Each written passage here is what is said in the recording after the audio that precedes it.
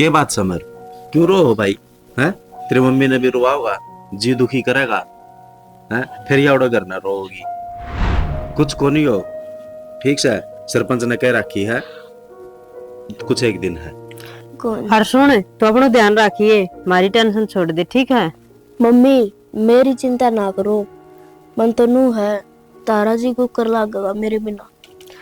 तू टेंशन ना ले, ठीक है? तो अपना ध्यान रखिए, ठीक है ना? अरे इस घर की दिक्कत ना लियो, मैं ढका बच्चा बच्चा जानू हूँ, कोई भी और इस परिवार में कोई गलत को नहीं, सारे बढ़िया लोग हैं, ठीक है?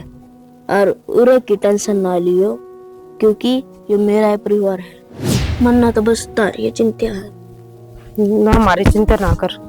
हट पागल, के चिंता करे है, कुछ को नहीं हो, सब बढ़िया है।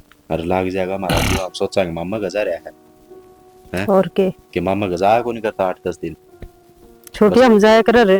और थोड़े दिन की बात से वो ना तू अपना मन लगा लिए है और बढ़िया डाल रही है, टेम पर खाइए पिए, ठीक है? और कोई भी बात हो जाए ना फोन कर दिए, कदे भी मिलन का जी करे फोन कर दिए, हम भी आ जाएंगे। और तेरा जी करे तो तू ही फोन कर दिए, ठीक है? और आड़ किसी ने दुखी ना करिए, किसी ने भी फालतू में।